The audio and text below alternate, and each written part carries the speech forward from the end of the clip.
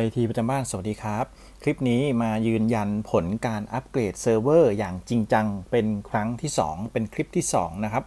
ผมมีไอเดียที่นำเสนอไปแล้วก่อนหน้านี้ก็คือการอัปเกรดฮาร์ดดิสก์ของเซิร์ฟเวอร์จากเดิมที่เป็นฮาร์ดดิสก์แบบจานหมุนจานแม่เหล็กนะครับเป็น SCSI 7.2K หรือ 10K นะครับตอนนี้มีไอเดียใหม่เพื่อเพิ่มประสิทธิภาพสามารถเอาไปประยุกต์ใช้ได้นะครับกับองค์กรขนาดเล็กหรือองค์กรขนาดใหญ่ก็แล้วแต่หรือเป็นโฮมออฟฟิศก็ได้นะครับ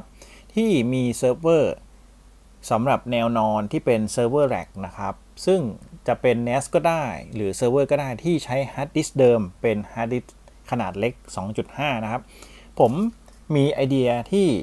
ก่อนหน้านี้นำเสนอไปก็เป็นไอเดียเดิมนี่แหละครับก็คือการเอาฮาร์ดดิสก์เดิมที่อยู่ในตัวนี้ซึ่งตัวนี้ก็คือเป็น Caddy ของเซิร์ฟเวอร์นะครับเพียงแค่คุณซื้อ SSD 1 TB ซึ่งเป็นขนาดมาตรฐานแล้วก็เอามาแทนฮาร์ดดิสก์เดิมแต่จะรู้สึกว่ามันบางลงนะครับมันจะเหลือแค่หนาครึ่งเดียวนะจะเห็นแบบนี้นะครับเวลาวางเนี่ยจะรู้สึกว่ามันแบนๆมันไม่เต็มแต่ไม่เป็นไรนะคุณก็ขันน็อตเข้าไปตำแหน่งเดิมนะครับขัน4ตัวทางด้านข้างเพื่อให้สามารถเสียบเข้าไปยังช่องฮาร์ดดิสก์เดิมได้นั่นเองขันให้ถูกด้านนะครับถ้าเกิดคุณขันถูกต้องเนี่ยมันจะเข้าตำแหน่งเดิมเป๊ะแล้วก็พอร์ตมันจะใช้ด้วยกันได้ตัวนี้เป็น SSD WD Blue 1 TB นะครับพอใช้งานจะสังเกตเห็นว่ามันก็คล้ายๆเดิมนะสามารถเอาไปเสียบได้เลยนะครับมุมมองทุกมุมมองแต่ว่ามันจะเหลือแค่ครึ่งเดียวนะครับผมทดสอบใช้งานจริงก็เป็นแบบนี้สามารถที่จะเอาไปใช้งานได้เลยพอเสียบเข้าไปก็จะเห็น Array ใหม่ประกอบไปด้วย SSD คุณก็ปรับเป็นเรท5เรท6แล้วแต่นะครับถ้าเกิดว่ามีความสำคัญมากข้อมูลสำคัญมากก็ใช้งานเป็นเรท6จะมีโอกาสเสียได้2ตัวนะครับถือว่าเราจะได้ความเร็วแล้วก็ได้ความปลอดภัยด้วยนะครับซึ่งตอนนี้ฮาร์ดดิสก์ที่เป็น SSD ก็สามารถซื้อได้ง่าย1 TB อยู่ที่ราคา 2,000 กว่าบาทเท่านั้นเองตำแหน่งของแคดดี้เดิมตัวเดิมเลยก็สามารถเอาไปเสียบเข้าช่องเดิมได้เหมือนเดิมเป๊ะแต่ก็อย่าลืมว่าในการเปลี่ยนฮาร์ดดิสก์อาจจะต้องเคลียร์หรือล้างเรทใหม่นะครับเป็นการยกเครื่องถอดฮาร์ดดิสก์ออกหมดเปลี่ยนหมดเลยแล้วก็สร้างเซิร์ฟเวอร์ใหม่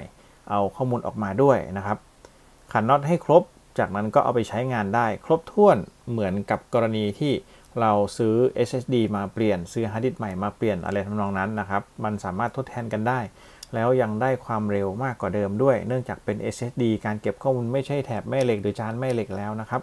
จะเป็นการเก็บแบบชิป NAND Flash นะครับถือว่าโอเคมากๆเป็นไอเดียของการประหยัดในรูปแบบที่ผมเอามาฝากนะครับ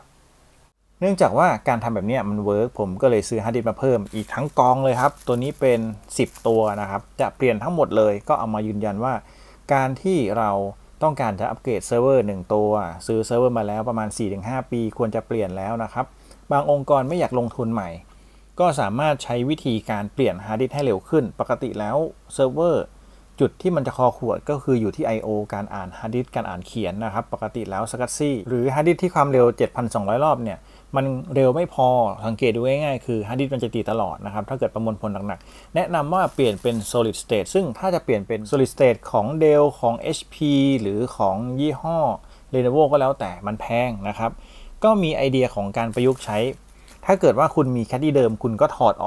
ดฮาร์ดดิสก์เดิมออกเลยแล้วก็ซื้อ SSD มาใส่ตามที่ผมแนะนำไปนะครับแล้วก็ถ้าเกิดคุณมีช่องว่างอยู่คุณสามารถซื้อแคดดี้แบบนี้แล้วก็สั่งซื้อ SSD จากท้องตลาดนี่แหละครับ1 เทราคาอยู่ประมาณ 2,000 นิดๆนะครับของแท้นะคุณก็เอามาเสียบใส่เลย SSD ยี่ห้อไหนก็ได้ที่เป็นขนาด 2.5 นิ้วนะครับเป็น SATA นะความเร็วมันก็มากกว่าฮาร์ดดิสก์เดิมอยู่แล้วซึ่งเป็นแบบจานแม่เหล็กเนี่ยความเร็วอย่างมากก็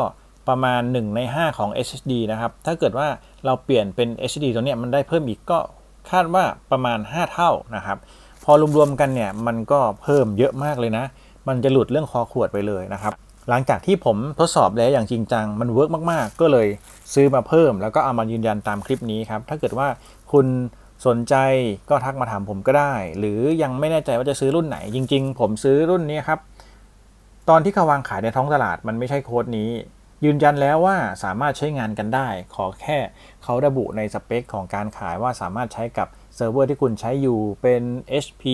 เป็น Dell เป็น Lenovo ก็แล้วแต่ก็ซื้อรุ่นของเขานะครับหลังจากที่ทดสอบแล้วยืนยันว่าใช้งานได้จริงแล้วเซิร์ฟเวอร์เร็วกว่าเดิมประมาณ 5-10 เท่านะครับชัดเจนก็เลยกล้ายืนยันเอามาแล้วก็ซื้อมาเพิ่มแบบนี้นะครับถ้าเกิดท่านใดสนใจไอเดียพวกนี้ก็สามารถสั่งซื้อ Caddy ได้มีวางขายค่อนข้างเยอะเลยแล้วก็ยอดสั่งซื้อเยอะนะครับผมจะใส่ร้านที่ผมซื้อมาให้ซึ่งตัวนี้อยู่ประมาณ250 บาทหรืออาจจะน้อยกว่านี้แล้วแต่ช่วงโปรโมชั่นนะครับ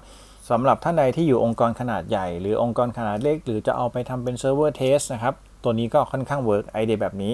ค่อนข้างที่จะลงทุนต่ำนะครับซื้อโครงเซิร์ฟเวอร์แต่ว่าฮาร์ดดิสก์เนี่ยซื้อแบบนี้มาใช้มันถูกกว่าฮาร์ดดิสก์ของแท้เป็น10 เท่าหรือ20 เท่าเลยนะครับการลงทุนที่ถือว่ายอมรับความเสี่ยงได้ถามว่าแล้วเขามีโอกาสเสียไหมคุณก็ใช้เป็นเรท5หรือเป็นเรท6เสียได้2ลูกอะไรประมาณนี้คุณก็เลือกได้เลยนะครับแต่มันลงทุนต่ำจริงๆคือว่าคุ้มค่ามากๆนะครับเอาไอเดียมาฝากท่านประมาณนี้ท่านใดมีคำถามหรือมีข้อเสนอแนะก็สามารถคอมเมนต์เอาไว้ได้เดี๋ยวผมศึกษาเพิ่มเติมแล้วก็เอาข้อมูลมาแชร์ให้นะครับสำหรับคลิปนี้ขอบคุณที่รับชมครับสวัสดีครับ